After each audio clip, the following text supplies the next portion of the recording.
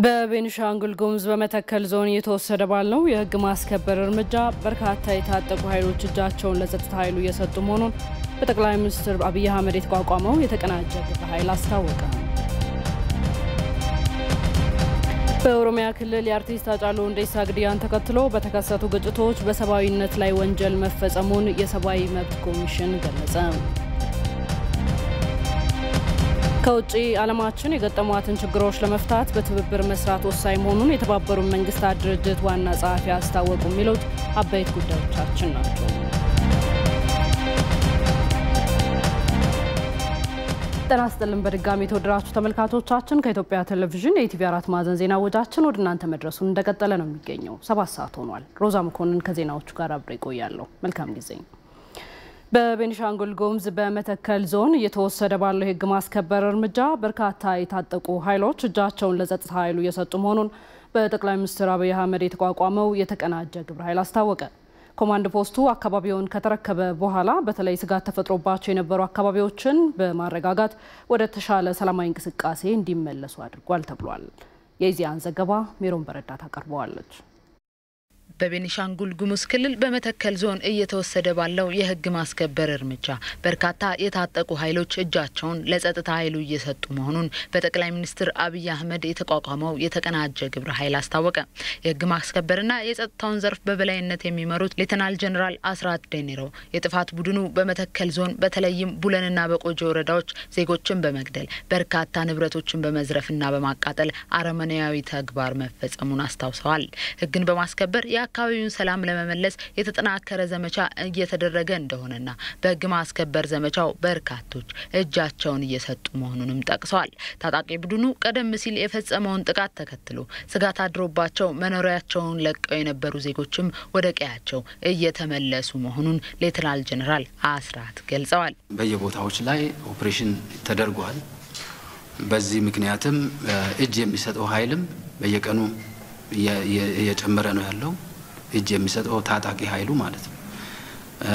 በሰላም ወደ ቤታቸው ወደ መንደራቸው ተደናግረው የሄዱትም ህብረተሰብ ክፍሎችም ከጫካ ወደ መንደራቸው መግባት የጀመሩበት ነው። በዚህ 2-3 ቀን ውስጥ እስከ ትናንት ድረስ የሚገቡ ህብረተሰብ ክፍሎችና ሪፖርቶች ያሉበት ሁኔታ ነው ያለው። ኮማንድ ፖስቱ አካባቢውን ከተረከበ በኋላ በተለይ ስጋት ተፈጥሮባቸው የነበሩ አካባቢዎችን በማረጋጋት ወደ ተሻለ ሰላማዊ እንቅስቃሴ እንዲመለሱ መደረጉንም ተናግረዋል። ስጋት ያለባቸውን የቀበሌዎች እና አካባቢዎች እንደዚሁም የተለያዩ ተቋማት የመንግስት ተቋማት ወደ ዋና የሚባሉ የመገናኛ መስመሮች መንገዶች እነዚህ ሰላማዊ እንዲሆኑ ያለ ስጋት ሌሎች እንቅስቃሴዎች ኢኮኖሚያዊ እንቅስቃሴዎች እንዲኖሩ ማህበራዊ እንቅስቃሴዎች እንዲኖሩ ከፍተኛ የሆነ ስራ በተደራጀ መንገድ እየተሰራ ነው ያለው። በሚኒስትር ማዕረግ የዲሞክራሲ ስርዓት ግንባታ ማዕከል አስተባባሪና የኮማንድ ፖስቱ የፖለቲካና ህዝባዊ ውይይቶች መሪ አቶ ተስፋዬ በልጅጌ በዜጎች ላይ ጥቃት የፈጸመውን ታጣቂ ቡድን የማደን ስራ መቀጠሉን ገልጸዋል። የተፈጸመውን ጥቃት በመምራትና በማስተባበር የተጠረጠሩና ጥቃቱን መከላከል ሲገባቸው ኃላፊነታቸውን ያልተወጡ አመራሮች ላይ ህጋዊና ፖለቲካዊ እርምጃ እየተወሰደ መሆኑን ተናግረዋል። በዚህ አካባቢ የተፈጠረው ችግር ዙሪያ ላይ አመራሩ ምን ይመስላል፣ መዋቅሩ ምን ይመስላል፣ የፖለቲካ አመራሩ ምን ይመስላል፣ የመንግስት መዋቅር ላይ የሚሰሩ አመራሮች ምን ይመስላሉ የሚለው ነገር የማጣራት እናም መዋቅሩን የማጽዳት ስራ ተጀምሯል። በዚህ መንገድ ችግር ያለባቸውን ኃይሎች የመለየትና ህጋዊም ፖለቲካዊም እርምጃ መውሰድ ስራ ተጀምሯል ማለት ነው። ስለዚህ በመዋቅር ላይ ያሉ ሰዎች ይሄ ችግር እንዳይፈጠር ማድረግ ያልቻሉት እና ኃላፊነታቸውን ያልተወጡ አመራሮች ላይም ሆነ በአንድም ሆነ በሌላ ከተፈጠረው ችግር ጋር ግንኙነት ያላቸው አመራሮች አንዳንዶቹ ከኃላፊነታቸው እንዲነሱ ከችግሩ ጋር ግንኙነት ያላቸው ደግሞ በህግ ጭምር እንዲጠየቁ የማድረግ ስራ ተጀምሯል። የጥፋት ቡድኑን ዓላማ ያልተቀበሉ የጉሙዝ ማህበረሰቦችን ጨምሮ በተለያዩ የማህበረሰብ አካላት ላይ በአሰቃቂ ሁኔታ የህይወት የአካል መጉደል የንብረት ማውደም መፈጸሙንም አቶ ተስፋዬ ገልጸዋል። ችግሩ እኩይ ዓላማ ያላቸውን ኃይሎች ብቻ የሚመለከት መሆኑን ጠቅሰው በዘላቂነት መፍትሄ ለማበጀትም ግብረ ኃይሉ ከአካባቢው ማህበረሰብ ጋር በቅንጅት እየሰራ ነው ብለዋል። እኩይ ዓላማ ያላቸው እኩይ ፍላጎት ያላቸውን የፖለቲካ ቡድኖች ብቻ የሚመለከት መሆኑን አውቀው የጉሙዙ ማህበረሰብም ከዚህ አኳያ እንዲያወግዙና ራሳቸውም ነፃ እንዲወጡ ሌላውም ጥቃት የደረሰበት አካል ሰላማዊ በሆነ ኢንቫይሮንመንት ውስጥ መኖር እንዲችሉ የማቋቋምና የመደገፍ ስራ ጎን ለጎን እየተሰራ ነው ማለት ነው። ለተፈናቀሉ ዜጎች ሰብአዊ ድጋፍ የማድረስና ወደ ቀያቸው መልሶ የማቋቋም ስራ ተጠናክሮ መቀጠሉንም አቶ ተስፋዬ ገልጸዋል። በሂደቱ የሰላምና የህግ የበላይነትን ለማረጋገጥ የሚያግዙ ህዝባዊ ውይይቶች እንደሚካሄዱም ተናግረዋል።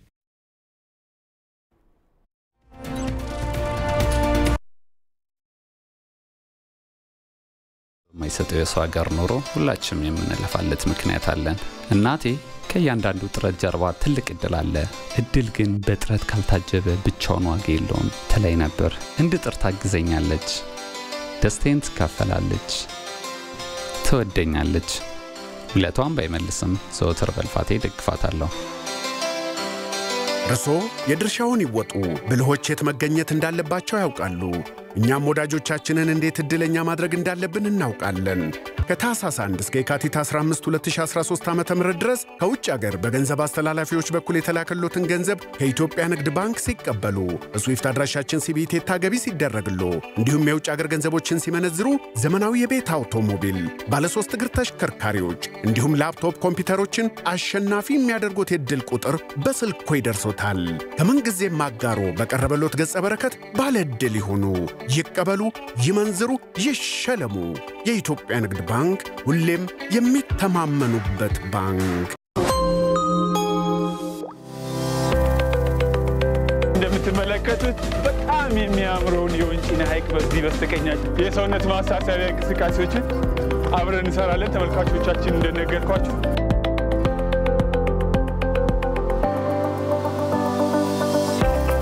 የት ነህ ላላችሁኝ ወንጪ ሐይቅ ወደ 152 ኪሎ ሜትር ርቀት ከአዲስ አበባ ርቀን መተን ወንጪ ሐይቅ ዳር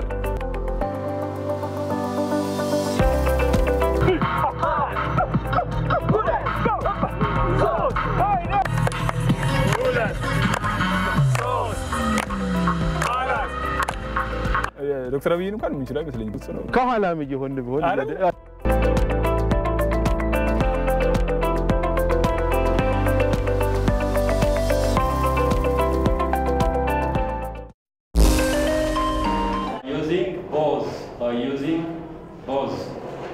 ሰማንያ ሁለት ዓመት ትልቅ የእድሜ ባለጸጋ ነው።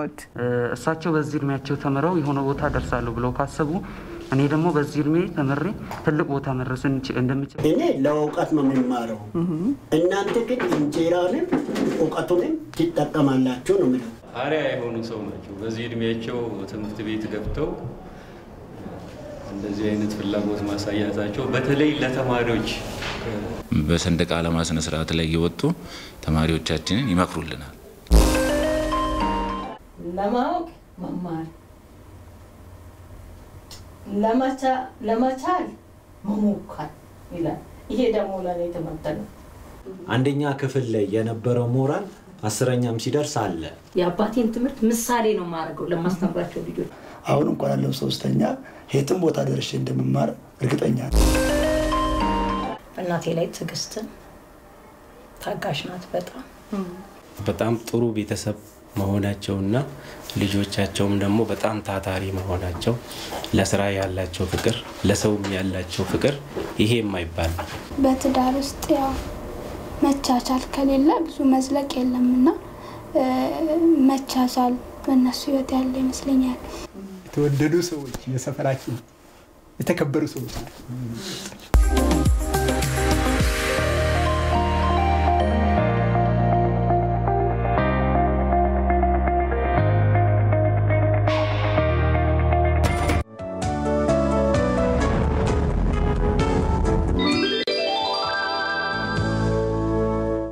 ዝርዝር ስፔሲፊኬሽን በሌለበት እንደ ባለቤት ልንረከብ ይቸግረናል። የማሽኖች ስፔሲፊኬሽን አለ። ስፔሲፊኬሽኑ ምንድነው የሚል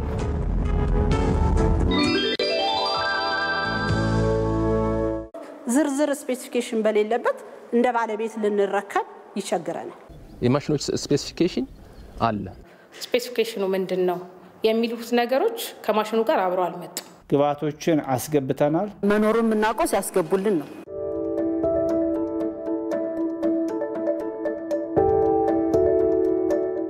ከውጭ እንደሚያስገባ ነው የምናውቀው። የማይሰራ ማሽን አለ ብዬ አልገምትም። ወደ አፈርነት የመለወጥ አቅም አላቸው።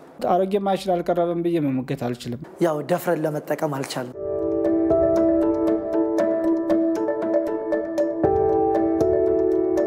አክሰሰሪ የሌላቸው እንደመጡ የተቀመጡ ናቸው። ምንም አይነት የገባ ማሽነሪ የለም። ስልጠና አልተጀመረም። አሁንም ይግባ አላውቅም። እነዚህ ነገሮች የት ናቸው ብላችሁ ነው የተቀመጣችሁት? እኛ አሁን ሜቴክነዋ ያሉት ብለን የምናስበው እዛ ነው።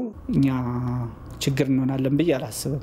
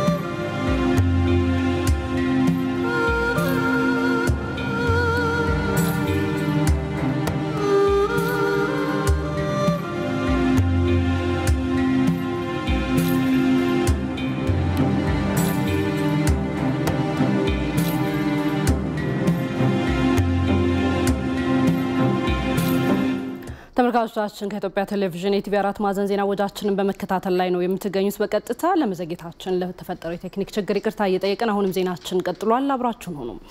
በኦሮሚያ ክልል የአርቲስት ሃጫሉ ሁንዴሳ ግድያን ተከትሎ በተከሰቱ ግጭቶች በሰብአዊነት ላይ ወንጀል መፈጸሙን የሰብአዊ መብት ኮሚሽን ገለጸ።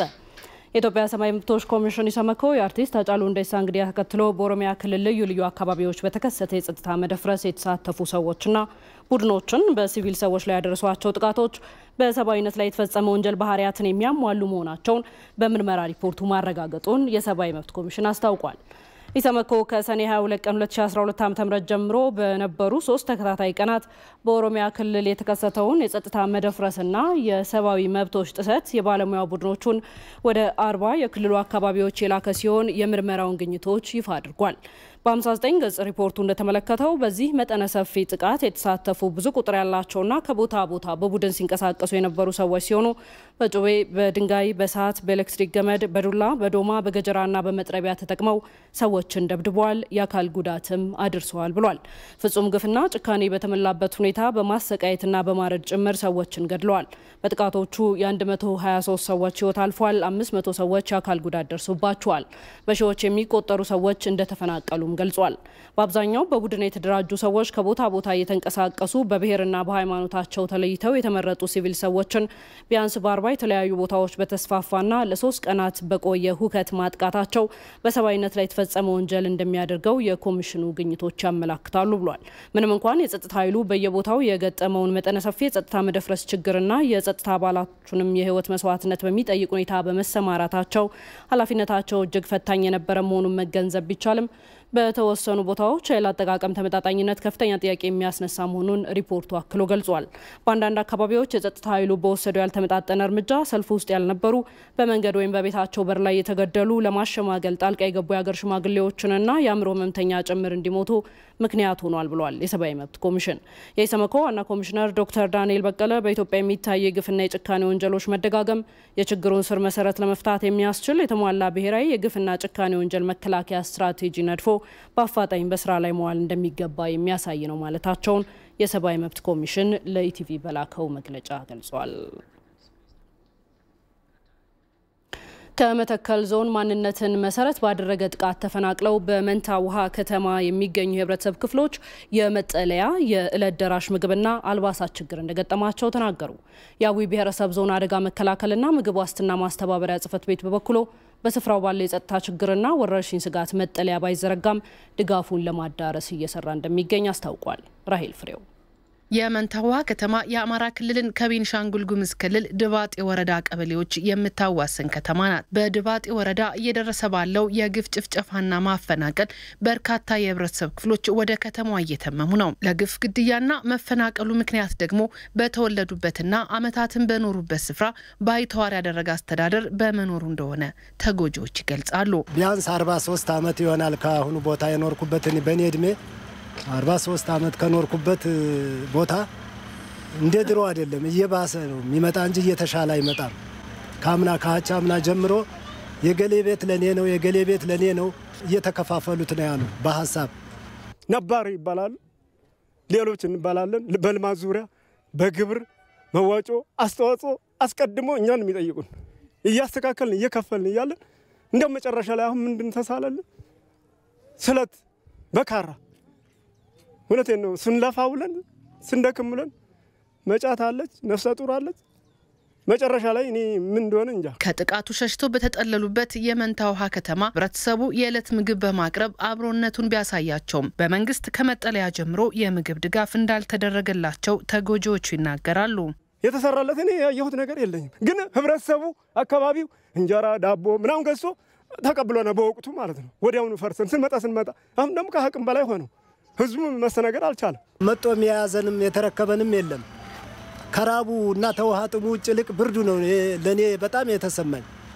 ሸራና ኩንታል እየደረብኩ ነው መተኛው ለሊትን የራሱ ህብረተሰቡን በማስተባበር ለተፈናቃዮቹ ድጋፍ ያደረገ የሚገኘው የመንታ ውሃ ወጣቶች ማህበር ሰብሳቢ ሆነው ወጣት አማደስታ ለችግሩ ከመንግስት በቂ ምላሽ አልተሰጠም ይላል። ከ15000 እስከ 20000 አካባቢ የሚጠበቅ ማህበረሰብ አለ።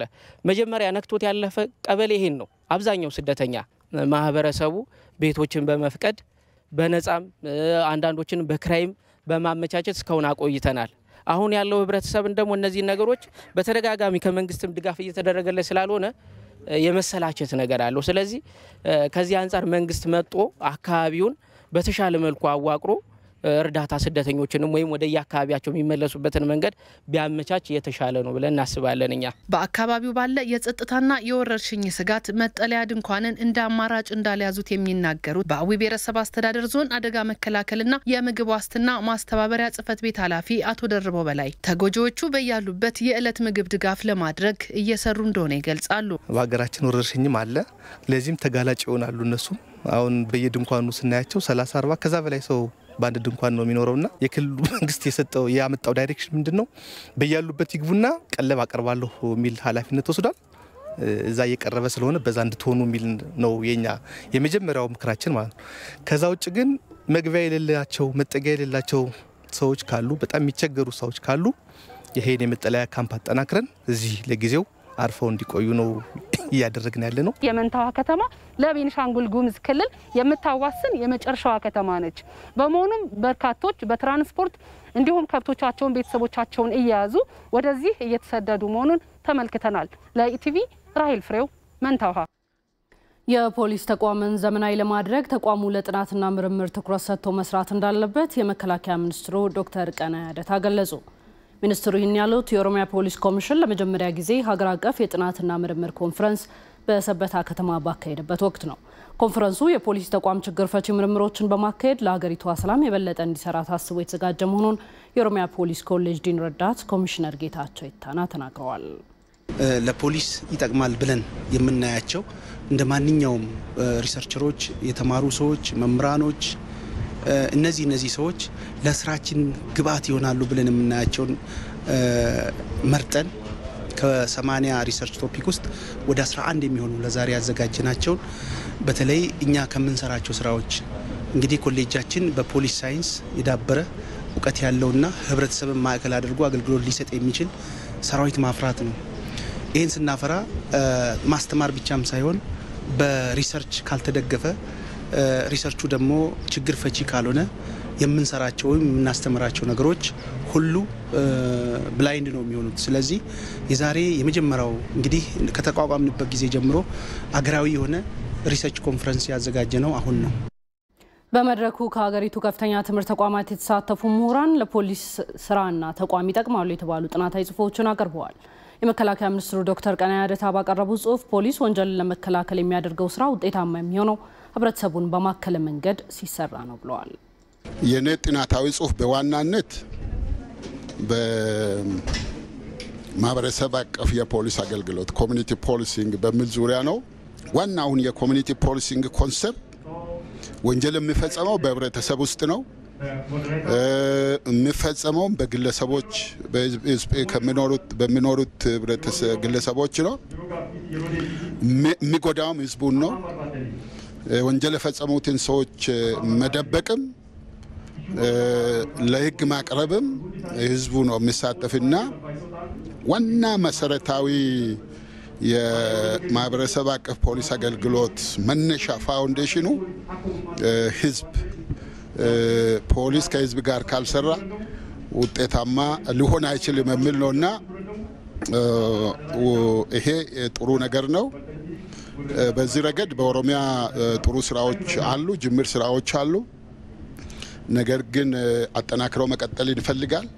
የፖሊሲ ተቋምን ዘመናዊና ሳይንሳዊ ለማድረግ በጥናትና ምርምር የተደገፉ ስራዎችን መስራት እንደሚያስፈልግም ዶክተር ቀነዓ ገልጸዋል። ሁለት ነገሮች በጣም ኢምፖርታንት ናቸው።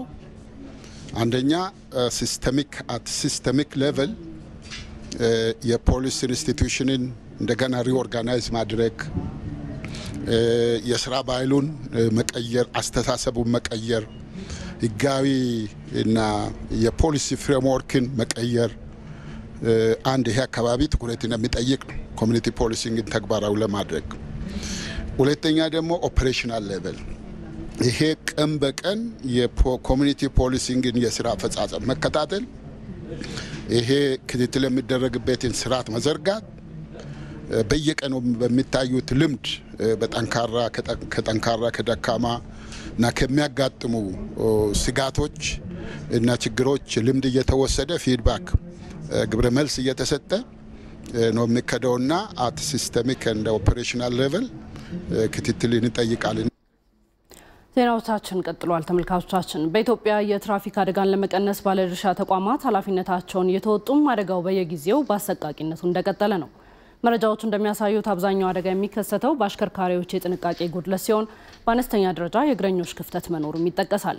ይህንን ክፍተት ለማስተካከል የሚያስችል የንቅናቄ መድረክ በትራንስፖርት ሚኒስቴርና ተጠሪ ተቋማቱ እየተከናወነ ይገኛል።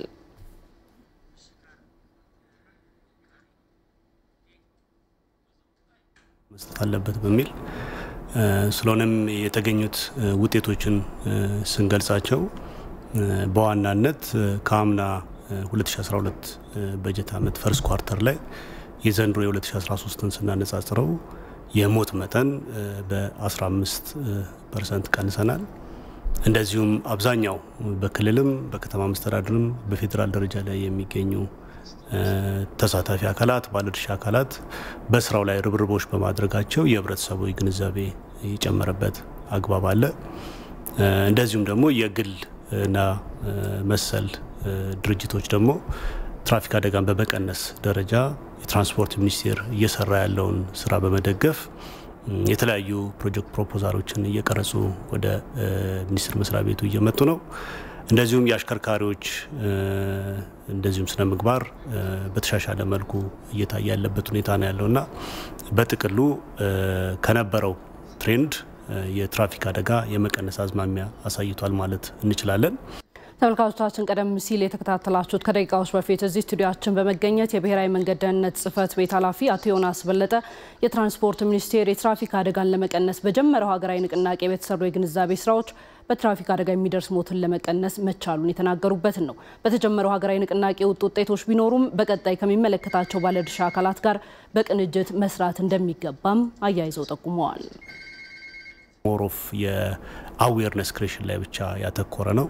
ተጨማሪ ከቁጥጥር ቅድም እንዳልኩት ከመሰረተ ልማት ማሻሻል እንደዚሁም ደግሞ የፖስት ክራሽ ኬር ላይ ወይም ደግሞ አደጋው ከደረሰ በኋላ የሚሰጠው የኤመርጀንሲ ሜዲካል ሰርቪስ አብሮ የተጠናከረ መሆን መቻል አለበት። በጥቅሉ ግን ስንመለከተው በተለያዩ ሁነቶች በየክልሎች ከተማ መስተዳድር የምናደርጋቸው የተለያዩ ቅርጽ ያላቸውን ሁነቶች ተግባራዊ ስናደርግ የአደጋው መሻሻል ወይም ደግሞ ያሰብነውን ግብ አሳክተናል። እንደ አንድ ጽፈት ቤት የብሔራዊ መንገድ ደህንነት ምክር ቤት ጽፈት ቤት አቋቁሟል።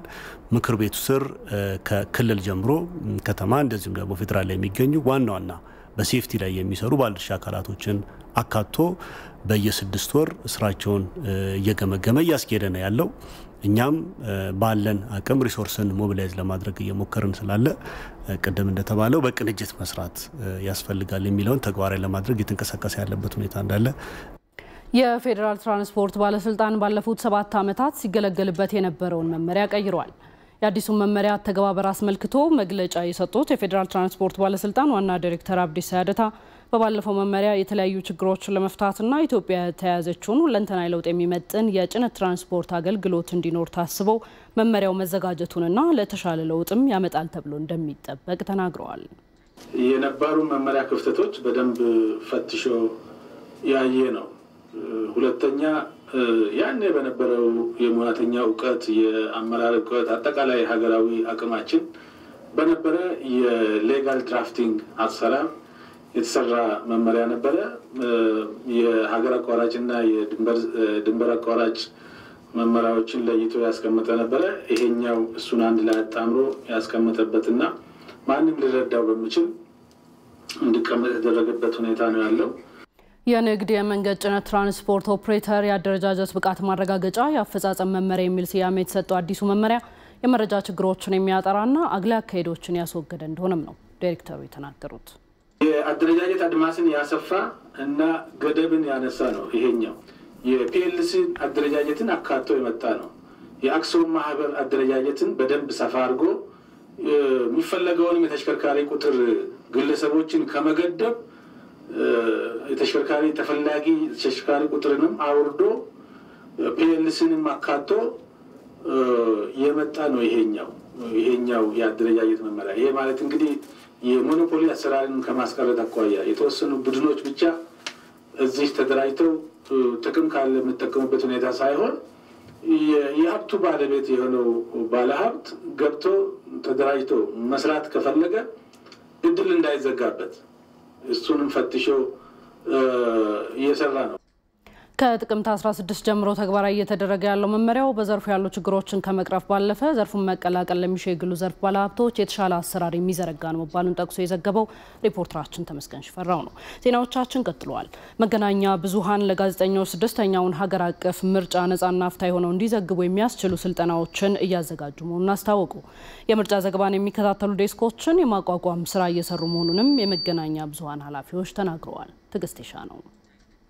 በኢትዮጵያ የምርጫ የፖለቲካ ፓርቲዎች ምዝገባና የምርጫ ስነ ምግባር አዋጅ 1162 ላይ የመንግስትም ሆኑ የግል የመገናኛ ብዙሃን አጠቃቀም የጋዜጠኞች የምርጫ አዘጋገብና ተያያዥነት ያላቸው ጉዳዮችን የሚመለከቱ የስነ ምግባርና የአፈጻጸም መርሆችን ቦርዱ በሚያወጣው መመሪያ መሰረት እንደሚሆን አስቀምጧል።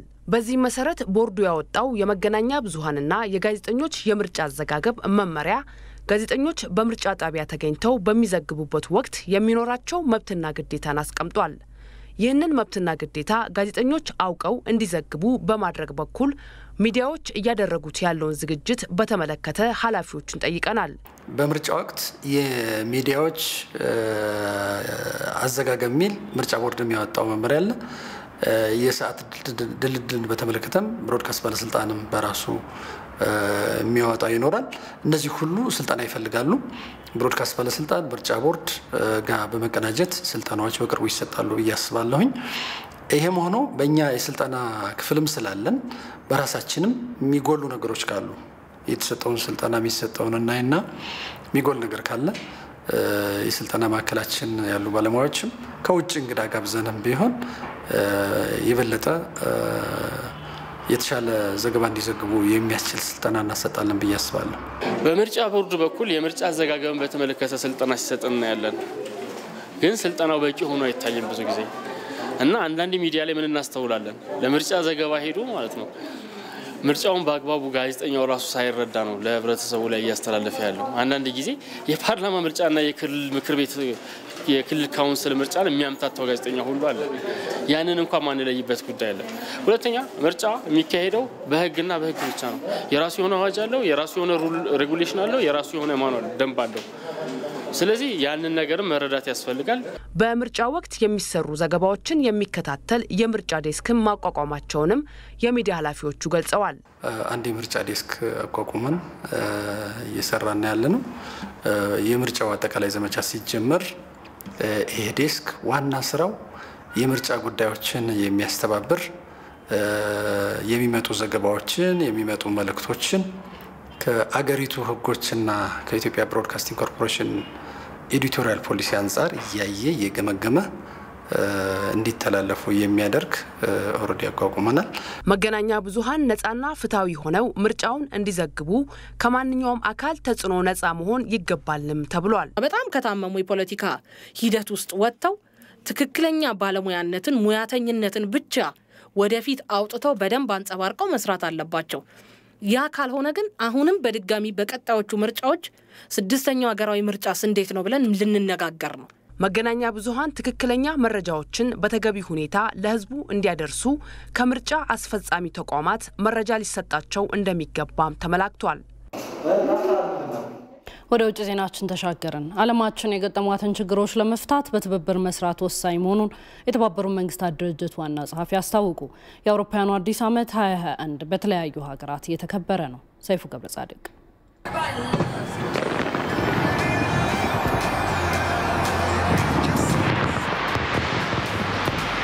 የፈረንጆቹ 2020 ብዙ ጉዳዮችን አስተናግዶ ዘመንነቱን ለ2021 ለቋል 21 እንደ 20ው ሞቅ ደመቅ ያለና በደስታና ፈንጠዝያ የታጀበ አቀባበል አልተደረገለትም ለ2020 ስንብት ለ21 ደግሞ አቀባበልን አስመልክቶ የተባበሩት መንግስታት ድርጅት ዋና ጸሐፊ አንቶኒዮ ጉተረስ ባስተላለፉት መልእክት ዓለማችን ያጋጠሟትን ተግዳሮቶች ለመቅረፍ መፍትሄው ትብብር ነው ብለዋል has been a year of trials, tragedies and tears.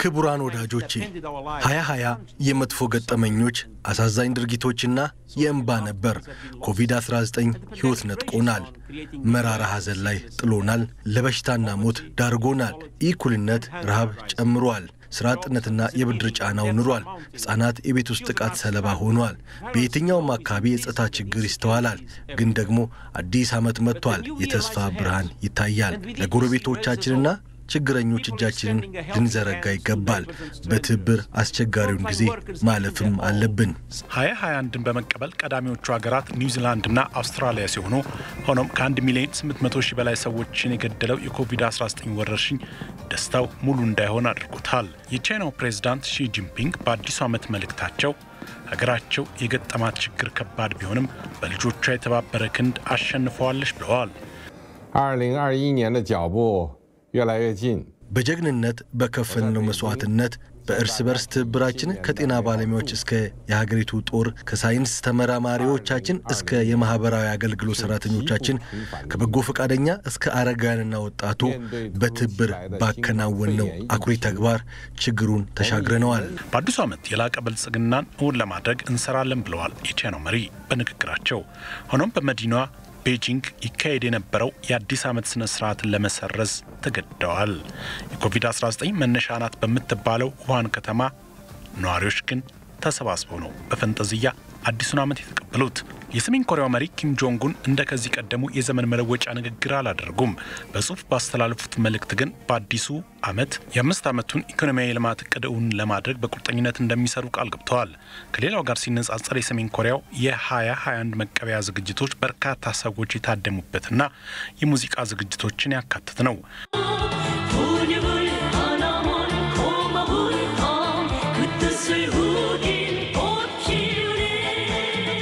ለንደንን ጨምሮ በርካታ ከተሞች ጭር ብለው ታይተዋል በሲድኒው የርችት ስነ ስርዓት ላይ ማንም እንዲገኝ አልተፈቀደለትም እስከ ፈረንጆቹ ጥር 10 እንቅስቃሴ ገደብ የጣለችው የጀርመን መራሄተ መንግስት አንጌላ ሜርክልም የመጨረሻ ያሉትን የመሪነት ዘመን ንግግር ለሀገሪቱ ህዝብ አድርገዋል In 9 Monaten ist Bundestagswahl zu der ich ja nicht wieder antreten werde. በዘጠኝ ወራት ውስጥ የፓርላማ ምርጫ ይካሄዳል። በድጋሚ የመወዳደር ፍላጎት የለኝም። የአዲስ ዓመት ንግግሬም ይሄ የመጨረሻ ይሆናል። ባለፉት 15 ዓመታት እንደ 2020 አስቸጋሪ ጊዜ አልገጠመንም። በጣም ከባድ ነበር። ግን ደግሞ ወደፊት ነው መመልከት ያለብን። በአዲሱ ዓመት ውስጥ ተስፋ አለ። ዘ ኢኮኖሚስት የ2021ን 5 የትኩረት አቅጣጫ ካላቸው ነጥቦች አንዱ ዲሞክራሲና የተደቀነበት ስጋት ሲሆን የኤሌክትሪክ አብዮት፣ የአየር ጸባይ ለውጥ፣ የቻይናና አሜሪካ ትንቅንቅ እንዲሁም ምድራችንን ከጥፋት መታደግ ሌሎቹ አበይት ጉዳዮች ሆናሉ ሲል ግምቱን አስቀምጧል።